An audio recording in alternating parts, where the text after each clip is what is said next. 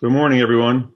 I'm Lenny Nuara from Flatiron Law Group, and we're delighted to have you join us for our sixth and final webinar regarding the coming out of the COVID-19 pandemic. Today's topic is buyers' favorite strategy in M&A for hedging its bets and how you counter those as a sell-side participant to protect your bets. With us today, we'll have my partner, Conrad Everhard, and Mark Gato from Falcon Financial. And then we have Lee Ferber, who will be joining us as our guest speaker and actually the star of the presentation. Please. A little bit about Falcon and Flatiron. I'll do Flatiron, and then Mark can do Falcon. So Flatiron Law Group is a boutique law firm. We're headquartered in New York, but we have offices in Research Triangle Park, in California, and in New Jersey. As a firm, we're focused on mergers and acquisitions, technology work, and the related practice groups such as succession planning, offering general counsel, outsourced general counsel services, and the like. What's unusual about our firm is that we're heavily leveraged with regard to talent, with regard to our partners. They're all from the big law or the major law firms that you're probably familiar with. So we consider ourselves the artisanal class of lawyers, and then we leverage technology significantly, bringing technology to the fore to reduce the expense on the client and reduce the burden to closing deals. In doing that, we do our deals principally on a fixed fee basis, which is highly unusual for M&A transactions in the middle market area. We've been doing this now for a number of years, leveraging our talent and bringing in personnel as needed, such as tax or environmental or otherwise, on a transaction by transaction basis.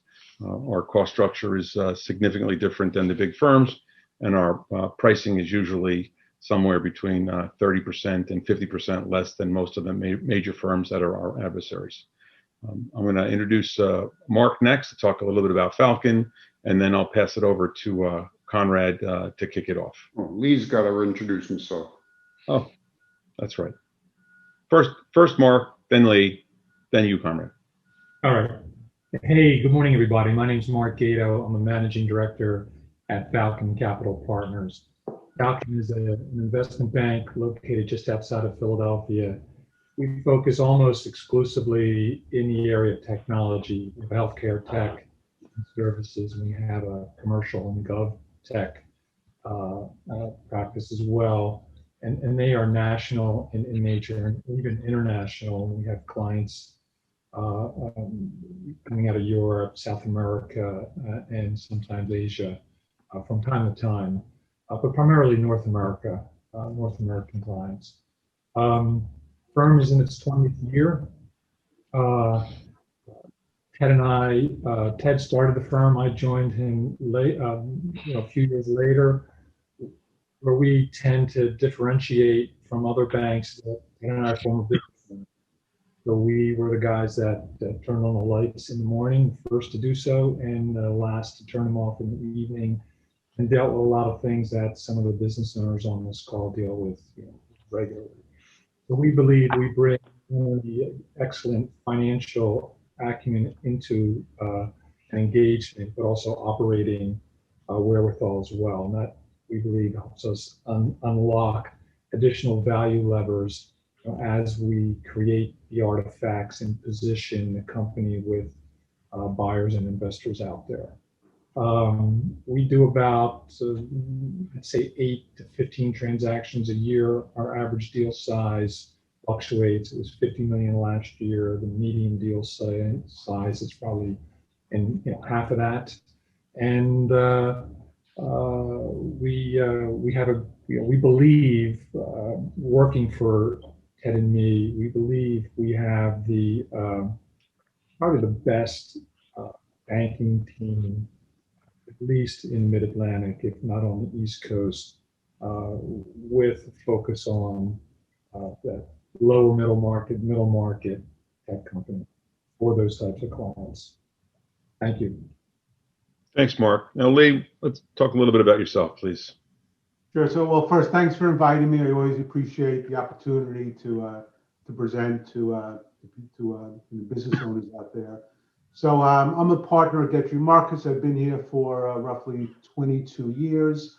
Getry Markets is a top 200 national firm. We have about 150 employers or so, and we provide accounting, tax, auditing, and consulting services to really all industries, with the exception of public. So all our clients are, I would say, mid-market type business owners. We also provide virtual outsourced accounting and CFO services, which is an area that's very hot today, especially in the M&A market, helping our clients get ready for a potential sale down the road.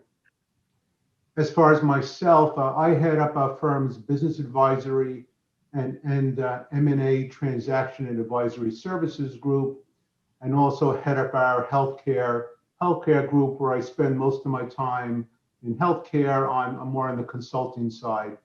And again, we've been very active in the market across all industry sectors with M&A transactions. And while it definitely slowed down somewhat in 2020, we do see deals that were put on hold coming back to life. And as we'll discuss on the webinar today, those deals are, it's a different world today. So the deals that are happening today, the sellers are facing additional challenges. So that's us with Getry Markets. And again, thanks for the opportunity. All right, thank you, Lee. So one last thing for everybody, and you might have heard it when I started. This event is being recorded. It will be posted on the Flatiron Law webinars channel on YouTube. That'll happen either Friday or early next week. And the slides that Conrad has prepared in consultation with Lee and Mark will also be available. We'll do a mailing of the slides and the link when the YouTube's page is ready. So with that, I pass it over to Conrad. Let's take it away, Conrad. Hello, everybody. Welcome to our Earnout presentation. I know you've all been waiting for this. It's the last of our webinars. It's the culmination of this series, and it's been a very popular topic. We're going to do this roundtable way. So we're gonna basically break the discussion into 3 pods. The first being, what is an earnout? How does it get structured? The second being, what are the dispositive issues that you focus on when you're considering an earnout? And then we're going to talk about how to mitigate the earnout, how from the sell side, what things you want to think about from a strategy perspective to increase your chances of getting your earnout.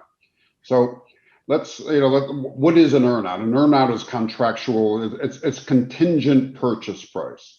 It's contractual. It's part of the purchase price. They're taking a component of the purchase price, some fraction of the purchase price, and they're tying it to post-closing deliverables. So in other words, the acquired business, which now gets situated into a division of the buyer, gets measured on some basis, whether it's financial, whether it's customer, whether sometimes it's R&D, sometimes it's tied to retention, sometimes into integration metrics. When the buyer is a competitor and he wants to move your customers to his legacy product stack, there are integration metrics. So Mark and Lee, I'm going to ask you both, in sequence, tell us about the profile of the seller that's going to motivate a buyer to want to do an earnout, and what factual circumstances, what kind of seller do you see that motivates buyer in this area? Lee? Yes, I'll just take one step back and look at what deals looked like back in the day. And back in the day, to me, is before COVID. Any deal when a buyer comes in, The first thing they do, they want to just satisfy themselves that they can rely on the historical earnings. Then they want to look at those historical earnings and say, are those earnings sustainable? What's the forward-looking growth of those earnings? So now you look at what happened over the last year and a half with COVID. The world has really changed. You know, we hear about supply chain interruption. We hear about new technologies, and you look at just wholesale and distribution. More than ever, there's much more being done, you know, in terms of business online. So, and then not to mention the fact that, God willing, we won't have the pandemic, you know, return, and we won't have another pandemic, hopefully ever, or not for at least 100 years. But all these variables now come into play where how do you satisfy a buyer with what's gone on in the world over the last year and a half or so, that you'll be able to continue to, you know, generate the business and be profitable and be a lucrative add-on to a buyer. So in answer to your question, Conrad, it's a matter of, you know, presenting the right information to the buyers, presenting whether it's product lines, service lines, new locations, investments in technology, whatever areas you could present to them in a way that's easy to understand and that's defensible. To me, that's what you have to do, and that's the challenge. That's the challenge today. So it's an added wrinkle. And Mark? So earnouts, in my view, it's all about risk allocation. And some sellers, in the eyes of a buyer, may be seen as higher risk than others. If you got high risk, you're going to have more of an earnout in your purchase price component. If you have less risk and you're growing and you're, you know, hot, let's say, your earnouts are going to be used more, I think, to retain you, incentivize you, and motivate you to join the firm and stay on for as long as possible. So, I mean, that's kind of, you know, very simplistic view. So there's risk. You're low risk. You have less proceeds at close, and we're going to have to figure out how an earnout gets structured in order to make the seller whole for the entire purchase price. If there's less risk, the purchase price, the earnout tends to be more like a dessert or more like gravy, something like that. So,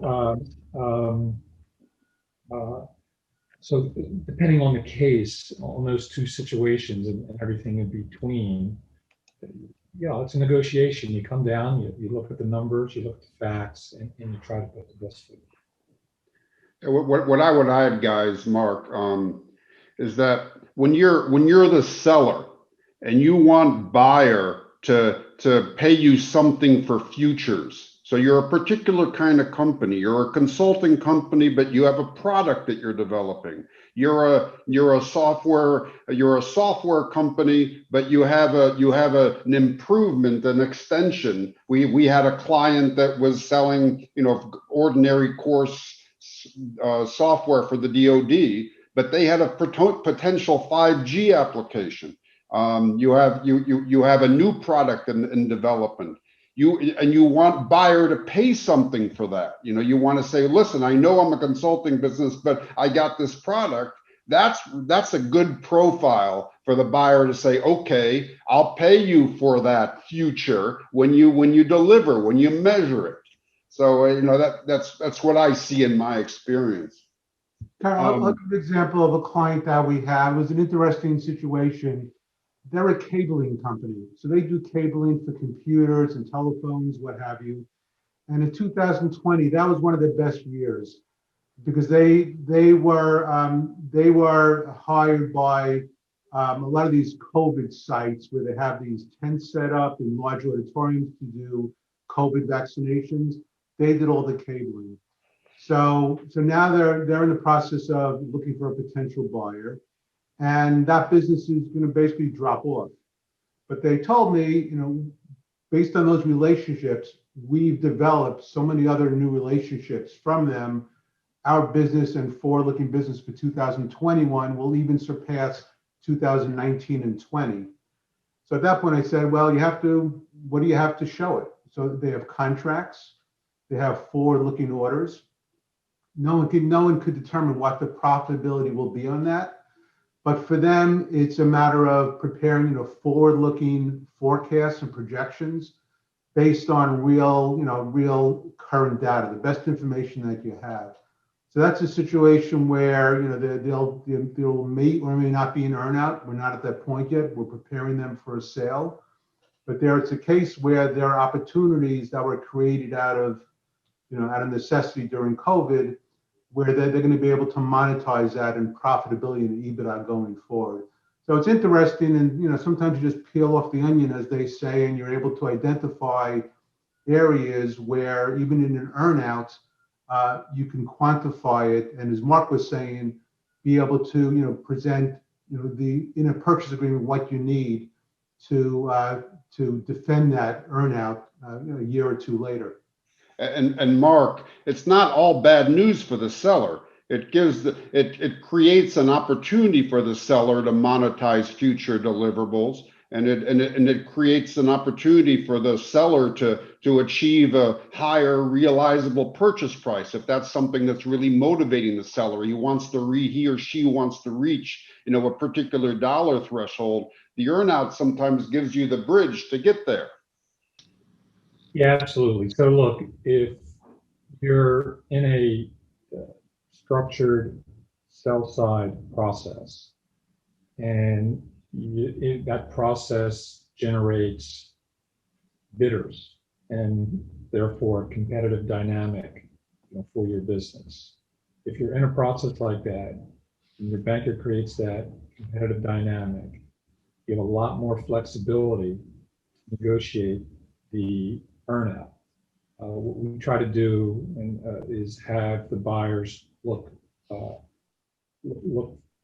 at the future as opposed to the past. And you got to look at the past, but we want to be able to project the future to what Lee was just saying. So you really need to have good enough financials to rely on from a historical perspective in order to build out that future budget or forecast. You need to have a sales pipeline that you could demonstrate that there are opportunities out there for you to go pursue and seek and close. But Conrad, to your point is, yeah, we want people focused on the future, and in a competitive situation, we want, we'd like to see the earnout more as icing on the cake as opposed to part of the cake. So. And that all depends on the state of the seller and how prepared they are, where they are in their maturation process as a company, what their history looks like, what their forecasts look like, what their products look like. There's a lot of variables. I could say, generally speaking, if you have contracted reoccurring revenue, you're in a better place to paint the future than if you're say a billable hour-based IT services company, as two extremes. In those two situations, earnout will be more cake for the IT service company and be probably more icing for the person with a monster contracted reoccurring revenue. So guys, the issue, the challenge for advisors like us and Lee and Mark in the context of an earnout is that you have really conflicting objectives. You've got conflicting tensions. You have a buyer on the one hand who wants to pay for performance, but a buyer that also wants to integrate your business into his business. He wants to combine it. He wants to integrate it. He wants to absorb your product line into his product stack, or if he's a competitor, he may want to move your customers to his competing product. Meanwhile, you seller don't control that company anymore, and you're being judged, on the performance of a unit which is no longer completely in your control. So you want to have as much independence over the management of that unit during the measurement period. And therein lies potentially, we'll talk about going forward, is that you have the buyer that wants to integrate, and you got the seller that wants a fair shot at achieving the deliverables. So he wants to have control over that process. So I'll give you a scenario that we had. We had a seller. It was a privately held large dermatology practice, 40 plus locations, owned by a sole individual. And this deal happened to close right before, COVID, right before March 2020. And it was basically an acquisition with a rollover where essentially the private equity-backed medical practice, dermatology practice, acquired a 51% interest. And there was a significant earn-out component to this. So roll that forward, all of a sudden the owner did not have control of the board. Okay, he was a minority owner, but there was a significant earnout. And when it came time to look at the earnout and defend that he was entitled to the full payment on the earnout, he was not in the driver's seat anymore. So, and at that time, which happens, we'll talk about it probably a little bit later, they bring in, they bring in all these high-level, C-suite type people. And my client had a very difficult time defending the earnout. And long story short, it took a lot of time and money and a negotiation, and they settled on a significant part. So it turned out pretty well.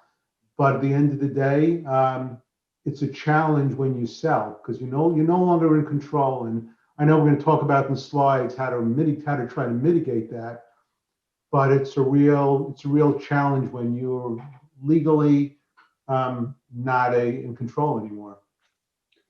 So Yeah, I mean, when we think about an earnout, we think about assessing how much negotiation capital we're going to expend to defend the earnout.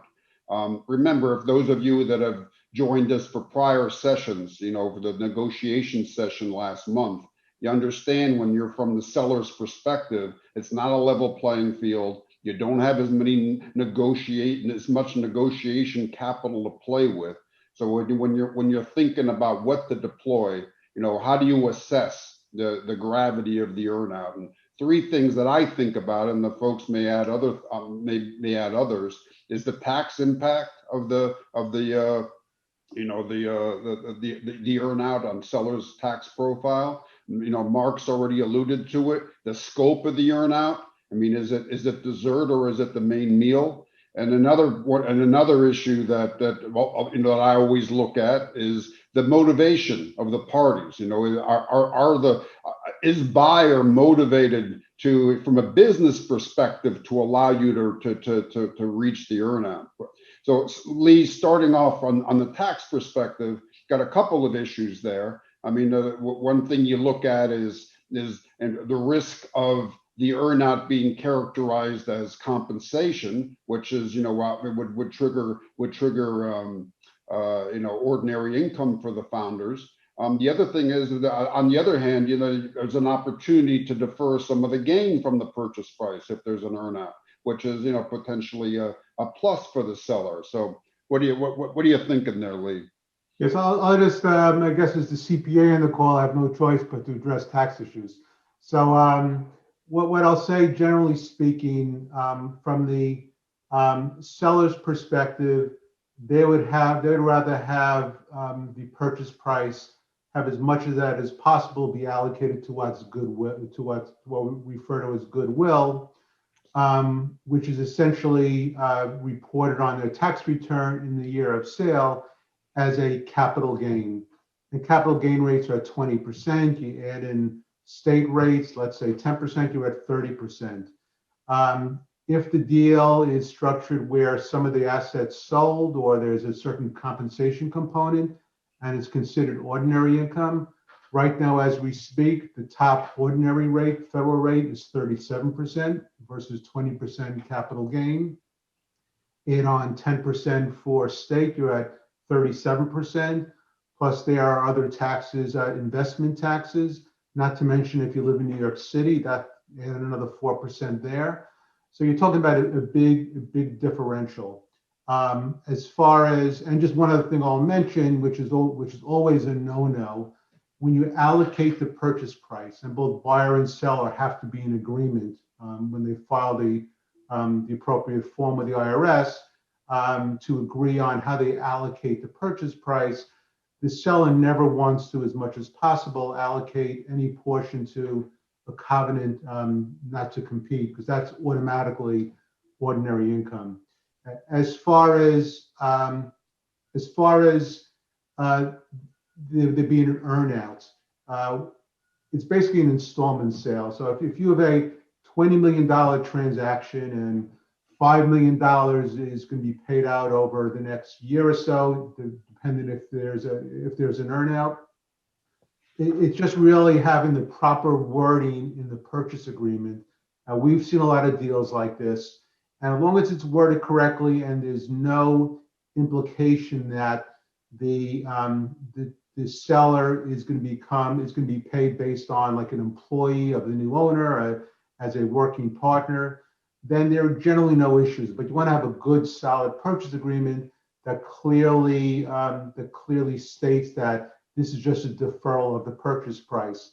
So from the seller's perspective, I guess the good news is they could defer the gain if it's an installment sale to a year or two down the road, whenever they finally receive the proceeds on the earnout.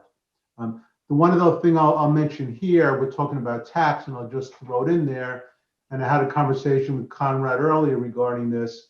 When you're talking about GAAP financials, and this is in the first bullet that he has, a buyer, even though there may be tax advantages to the buyer, because if the purchase price, any portion of it, is treated as compensation, they get an ordinary tax deduction.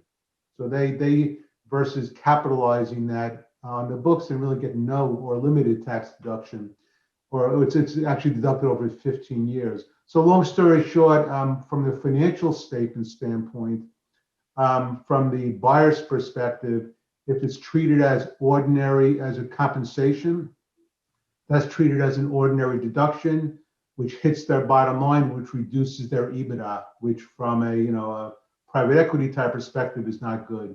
But again, I think the primary focus here is tax. For the seller, they prefer to have as much of the purchase price allocated so that they get capital gain treatment. For the buyer, they're on the opposite side. It's a push and pull. They want as much of the purchase price to be allocated to those assets, which generate compensation or an ordinary deduction. And if as Mark mentions, oftentimes the primary motivation of buyer in the earnout is retention.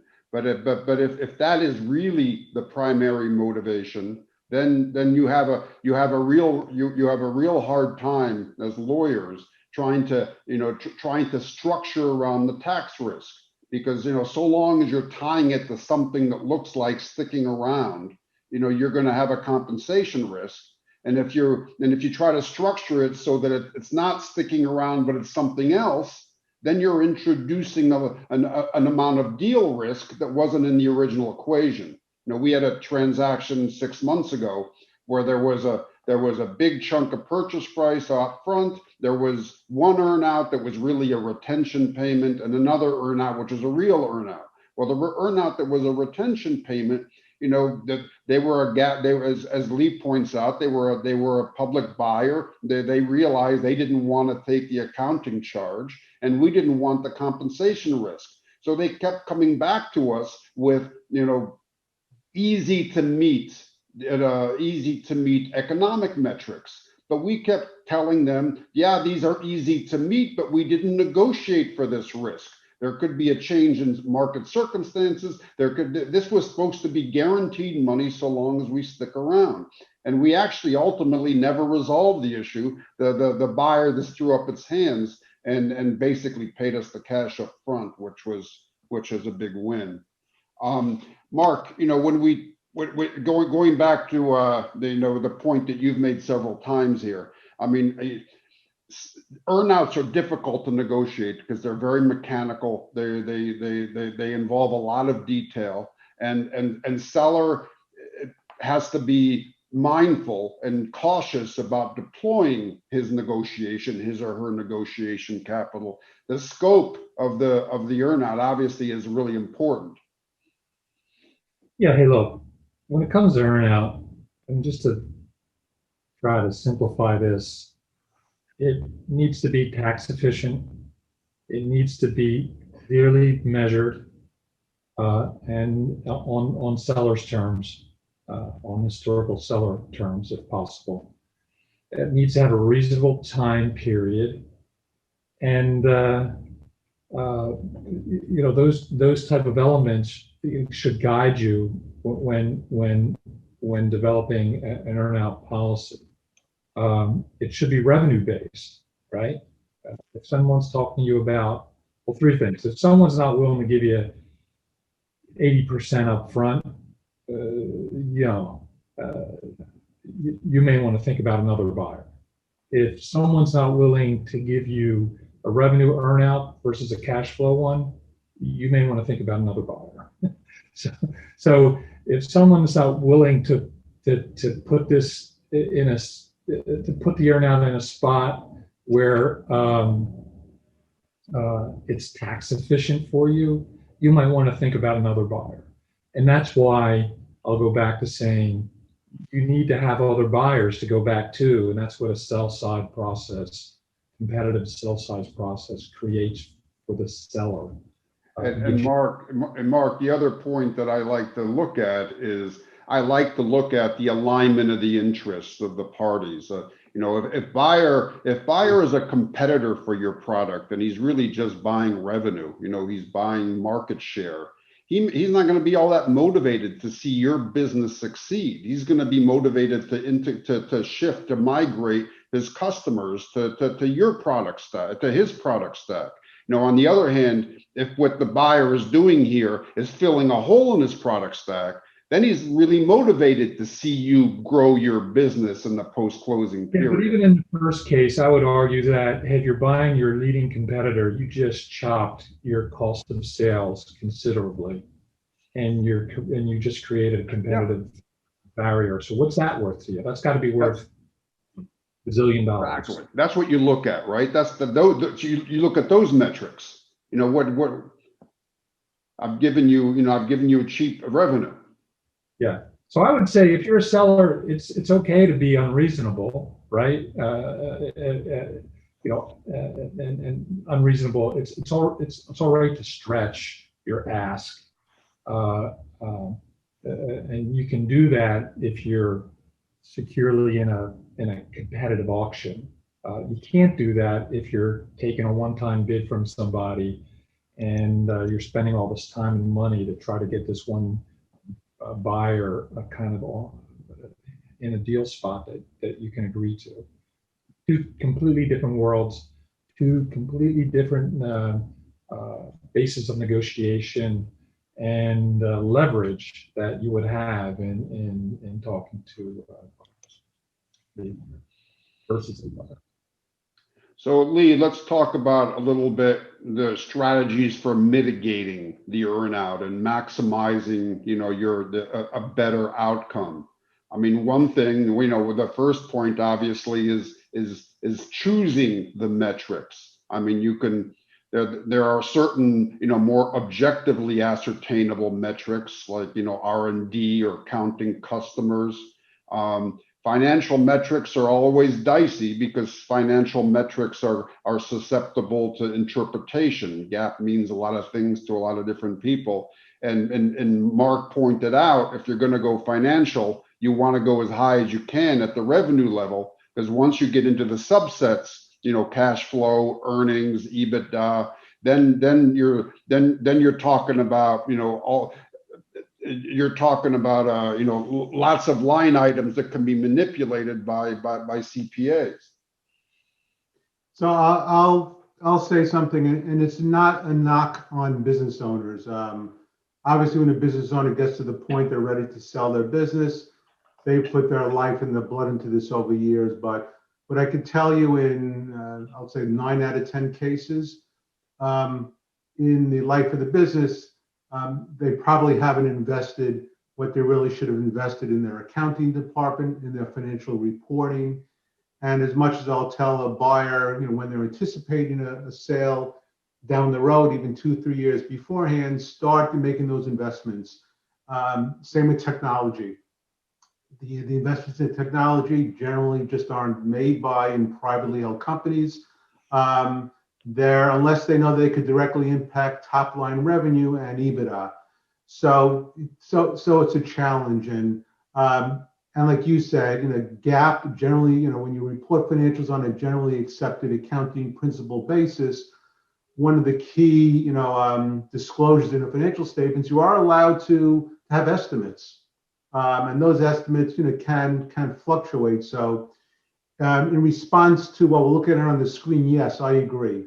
Ideally, you want to pick those metrics that don't necessarily, and this is just on the earnouts. So you don't want to have metrics that get into the financial details.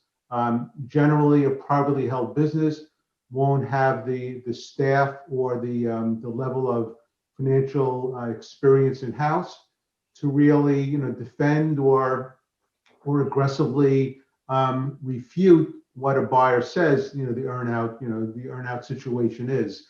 So you want to pick those metrics that are not necessarily based on financial statements, profit and loss statements, what have you.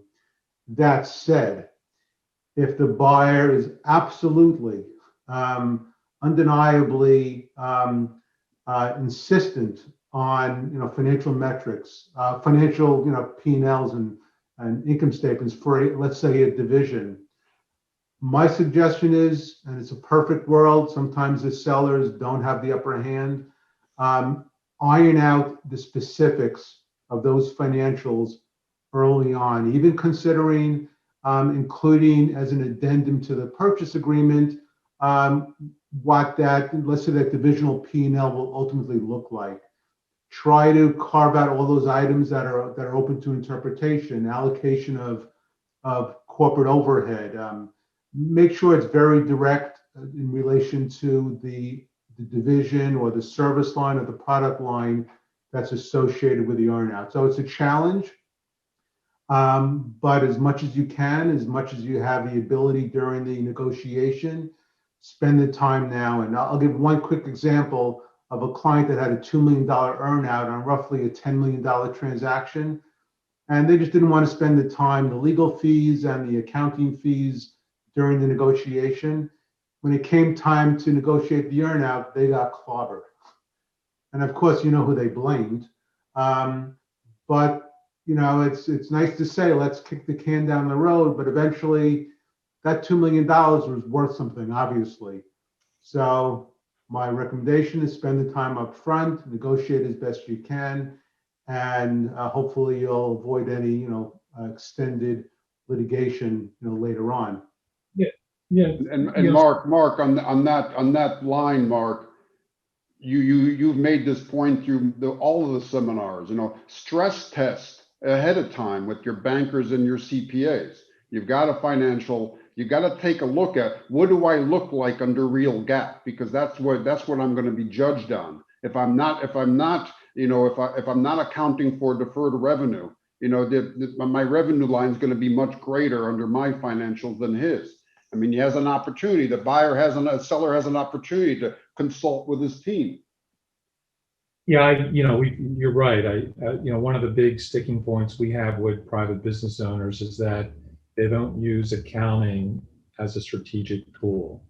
They use it to pay the bills and to pay their taxes, but they're not, the controls and the methods that they have in place and the systems in place are really not rich enough. And they don't have to be much more rich, but they're not rich enough to give you all the guidance and make a determination on things like earnout and working capital and things of that nature.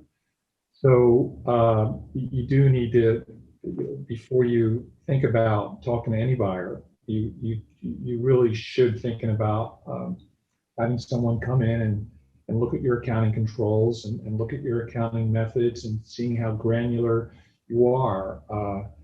Things that you need to understand is how you recognize revenue.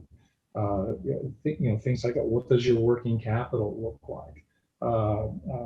You need to be kept. Your software company. There's a whole bunch of metrics that you need to capture that you may not be capturing, starting at a high level from what's your average or what's your annual reoccurring revenue, what's lifetime value, what's your churn rate, all that kind of stuff needs to be scrutinized. And Mark, it's not a level playing field. Buyers are going to be sitting there with a big four accounting firm scrubbing your numbers. So it's not, you have to understand what you're facing in this discussion.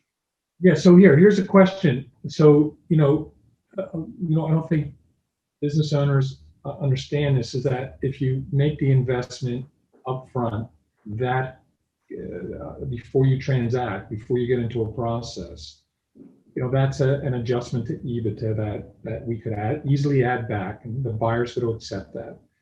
But I think, and I'm asking the three of you, is there are certain tax deductions that you get as part of the transaction that can be written off.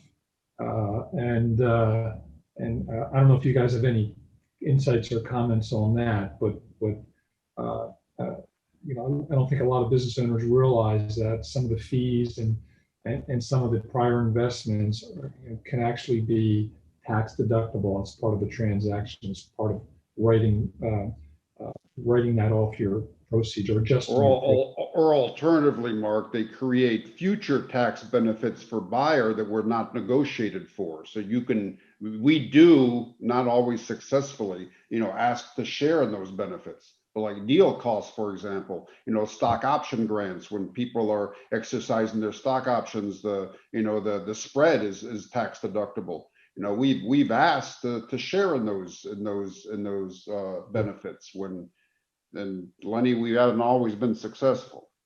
Yeah, so it's earnouts are part of a greater kind of negotiating analysis that you need to consider.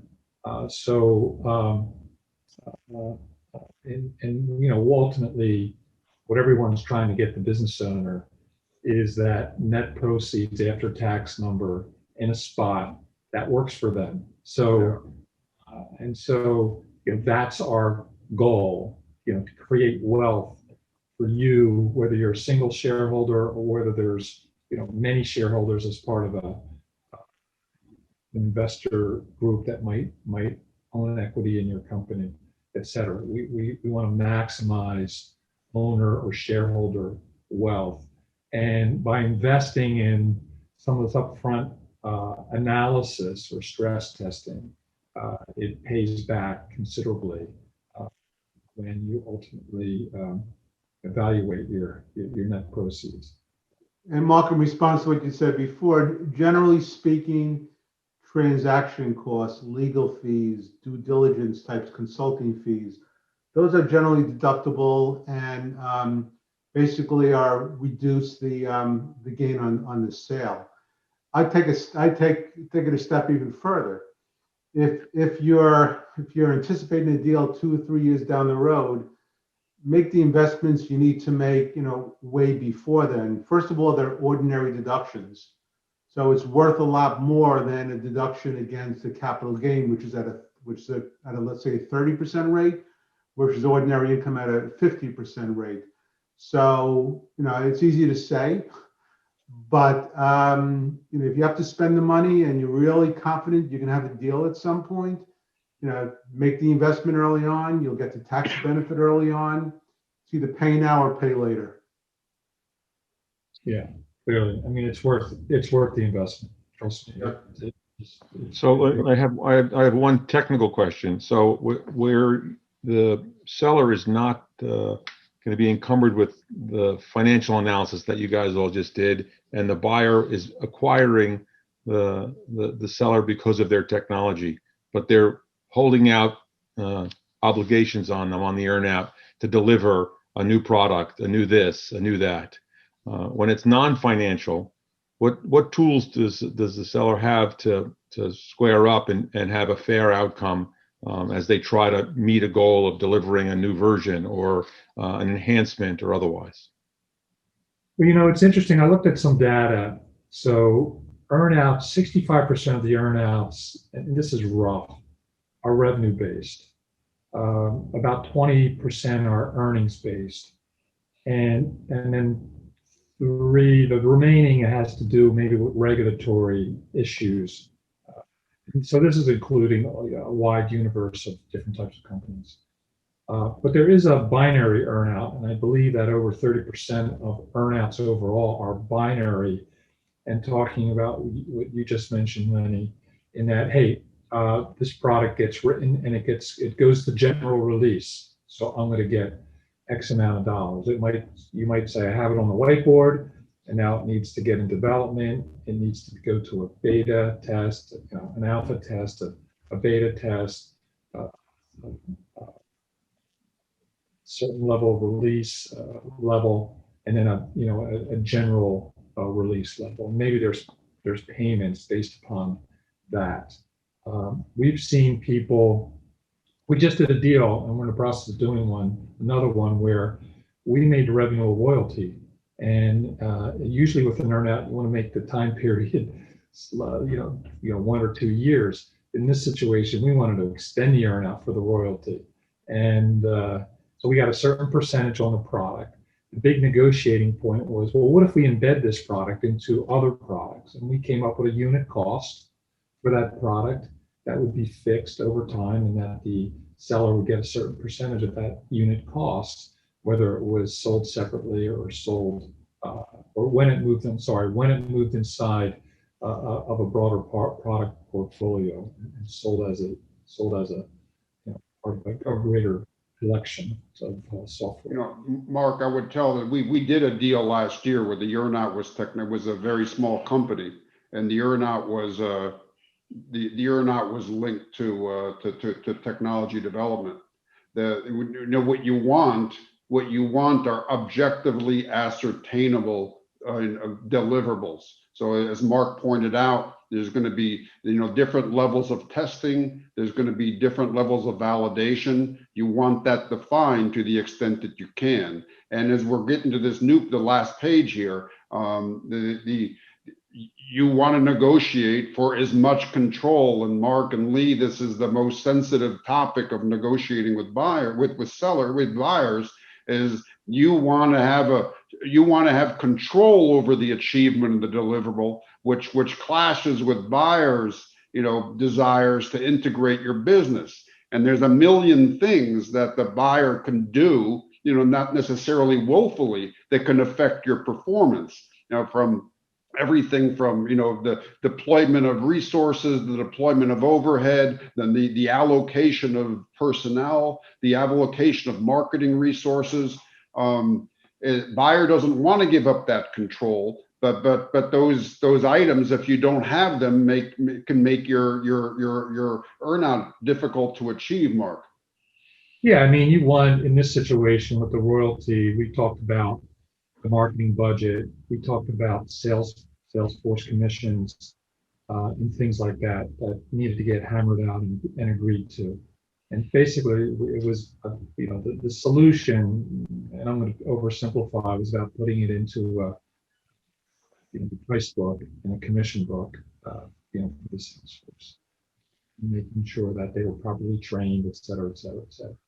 So yeah, I mean, and it's something else, just a little slight change on this is oftentimes we would tell buyers with a product that's in development and that was desirable by the buyer, we would say, hey, look, it's taken my client 5 years and $5 million to build this, and we're going to hand this over to you now, and we at least want to recover that investment. And then so that's kind of just one argument that we would put forward to buyers. We want to get credit for all this R&D and market testing that goes on. We're just about to release this, or we're soon to release this. Yeah, that's a good idea.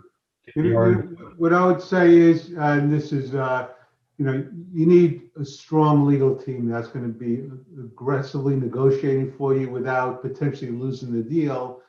And, a lot of it's the strategy. And if you have a product line that you've invested a lot of R&D in, and now you're close to the transaction date, you haven't really monetized that investment. But on one deal, it was a great point from the council was, do you have another product line that you developed that was successful where you could at least show what the ramp up was, and whether it's 4 or 5 years, it doesn't mean the buyer is going to accept it, but it's just a strategy to just try to get your point across. Again, we're always talking about using historical information. So again, you need, like we have on this call, strong attorneys that negotiate hard. And as we said earlier, there are limitations, but whatever you can get in your purchase agreement to protect you later on, have a tough negotiator. Or Lee, you don't negotiate hard. It becomes it's really a strategic choice from the seller's perspective. He or she's got to look at, what's on the table. We had a deal last year, 60 million on the table, 20 million earnout one, and a 15 million long shot earnout. That long shot earnout was tied to really difficult forensics. We had a limited amount of negotiation leverage, and we were aligned with the buyer in the sense that he needed these new products to be built. At the end of the day, we focused our dry powder on protecting the 60 million upfront payment, rather than on pushing on forensics on the earnout. So that's why when we were talking before about looking at the motivation of buyer and also looking at as Mark points out, whether it's the main meal or it's the dessert, you're going to decide how much of your legal team you want to deploy on these issues. I mean, there are times when, if this is truly just a throw on, it's gravy, you may wing it and say, I'm not spending negotiation capital on that, and hopefully I get something out of it. But it's a judgment, it's a strategic judgment you have to make. And to your point, Conrad, sellers get nervous. Yeah. So one of the roles that advisors play, especially the legal advisors, is managing that and respecting, as you said, the seller's perspective. So I agree 100%. It depends on where the deal is, and you have to always listen to the seller. So two things. One, I want to remind our audience that if they have some questions, please put them in the chat window, and I'll read them out to our panelists. And then one follow-up on the topics that you're just talking about, and clients being, particularly sell side, being nervous. When the buyer comes to them and says, look, we'll deal with the technical details of that post-closing. Let's get this deal done. We're all getting along fine. Let's leave the details of what your deliverables will be post-closing. How do we respond to that? Trust is good, not the trust is better. Exactly. Yeah, again, it goes back to where you want to deploy your leverage. It's not a level playing field. You can't fight over everything. In the case of our client last year, he was getting 60 million up front. That was transformational money. And he wanted to be sure that there was no avenue for buyer to come back and claw that money back short of fraud or willful misconduct. He wanted to be able to go to sleep at night knowing that 60 million was untouchable. And that's what we fought for. That's where we put most of our leverage. Now, one last point I wanted to make here, it's a very legal point, but just, to keep in mind, buyer typically drafts the document, but, you have to understand, buyer is going to be represented by some AmLaw 20 law firm, and a bunch of very, very bright young attorneys are going to be putting these documents together, but they're not particularly experienced in business, and they tend to draft by connecting the dots. They're just using clauses over and over. When you throw at them a very customized earnout, you're going to be paid on the basis of generating new customers on your new open source SaaS product, in a particular vertical. Those poor young lawyers their brains are going to short circuit. So it gives you it gives buyer an opportunity to volunteer like you do in first grade. Put your hand up and say, oh, I know the business. I'll draft that. Let us take a first shot at it. We do that all the time. And then you sit down with your lawyers and you draft up some monstrosity definitional laden thing. And when it comes back to buyers' lawyers, they're like, they're like a bunch of prairie dogs. They're going to look at it and be puzzled, and then they'll move on to something else. And you'll wind up, we've done this several times. You'll wind up, ahead of the game because you know the playing field. Yeah. So yeah, if you can draft the earnout structure, that's a big plus, and that's what we usually do. As a matter of fact, I can tell you when you have I'll call them a smart buyer, an experienced buyer. You can call them a fair buyer. A lot of times, we're selling into PE companies or PE-backed companies as strategic-backed private equity firms, and the smart PE guys will come to us and say, "Falcon, you do it. Yeah, can you craft this earnout for us?" Exactly. It's cheaper. You do it. Sit down with our client, and we'll go into the detail that's alluded to here on the slide. And so that, and then, you just got to be able to have the data, measure it on your terms, and then everything should. And Lee, it's ambiguity is not always a bad thing. If you're not playing a strong hand as seller, you don't necessarily want to push buyer to the deepest level of forensics because you're not going to like where it goes. Sometimes if you're playing a weaker hand and the earnout is really just icing on the cake, you're better off going with loose language and you can get your seat at the table later. Listen, you want a creative legal counsel. It makes sense. You don't want to put yourself in a situation where at the end of the day you can't defend what you have. So it's an interesting strategy, and apparently it's worked for you. Oh, I love it. Right, Lenny, so, I think we're just about out of time. It's a good session. Yes, if you could flip to that last slide that's got people's names and contact details up, that'd be helpful. So for everyone, thank you very much for joining us today. This last slide will be part of the deck that we transmit to everybody. If you have questions for anyone on this call, people from Flatiron, people over at Falcon Capital, or at Gettree Marcus, please reach out to Lee or Mark or Conrad, and we'll answer your questions. I got one quick question about, do we see clients, do we see a need to value earnouts and non-compete agreements with any degree of frequency? Do you need to get an accounting or evaluation firm in there to do that in order for purchase price allocation projects? Do you guys see that? So we have a pretty strong business valuation group, and you see that from time to time. It could be just a negotiating strategy to say, based on future cash flows for this product line, which is at best, a best guesstimate of what the earnings will be, discounting it and perform all the normal business valuation, methodologies. You can come up with some type of valuation for it. The buyer is going to bring in their own valuator, and as we know, or if anyone's had a valuation done, they're not so much scientific as they are, subjective. So you could have two different valuations, and that could be a start for negotiation. I don't see that a lot, generally speaking, unless the seller really has the upper hand.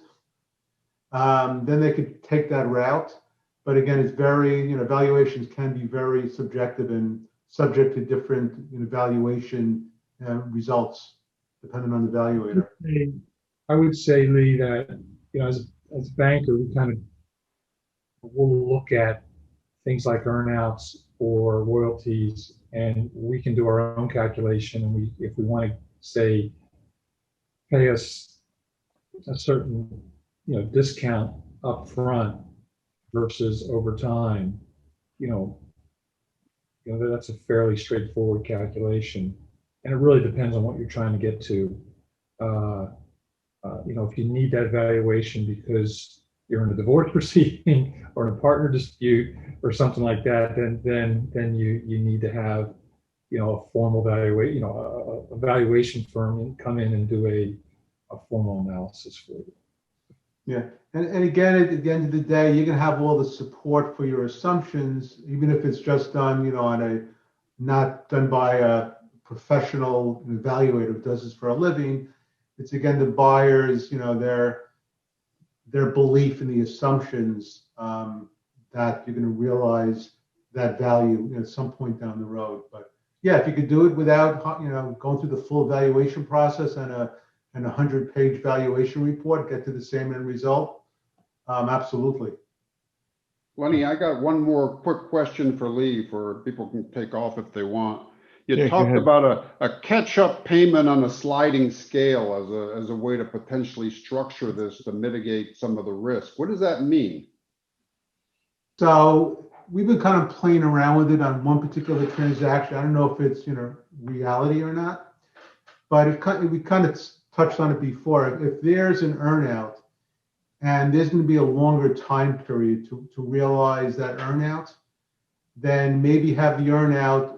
If it's a $2 million earnout, if you achieve it in year one, you get the full $2 million. If you achieve it in the second year after the transaction date, get 75%, so on and so forth. So that's really, it's, with COVID and everything going on, that's something that was thrown around on one deal. I don't think it'll necessarily. So it's not zero sum. It's not all or nothing. You can earn something, if you don't meet the original metrics with a modified longer metric. Yeah. As long as you can document that there's a longer ramp up or time period to achieve that earnout, and the buyer accepts it. From the buyer's perspective, just in terms of cash flow, then that earnout doesn't have to necessarily be paid out after the first year. Yeah, that's good. Just something that we're seeing a little bit. I don't know if it'll really have any traction. Yeah, what we've seen is kind of make up years or make up periods, especially if you need to hit a certain revenue amount. Maybe we have a bandwidth. It needs to be hit between within a quarter as opposed by a specific date. But a lot of times we'll also have some say 90-day, a quarter, 2 quarters, 3 quarters, a whole year, a makeup period where the seller kind of has the opportunity to achieve the full earnout, or at least what they missed, percentage of what they missed in a given window of time, based on certain parameters. It might be the same parameters. With to Lee's point, it might be a lesser amount because you're taking more time to achieve it. All right, great. So Lee and Mark, you're superstars. Thank you so much. Lenny, close it out. Okay, folks. Thank you all for joining us today. Again, you can reach out to any of us if you have any questions or want to do a follow-up. We'd love to hear from you. Thank you all. Lee, thank you, Mark, and thank you, Conrad. That concludes our session today.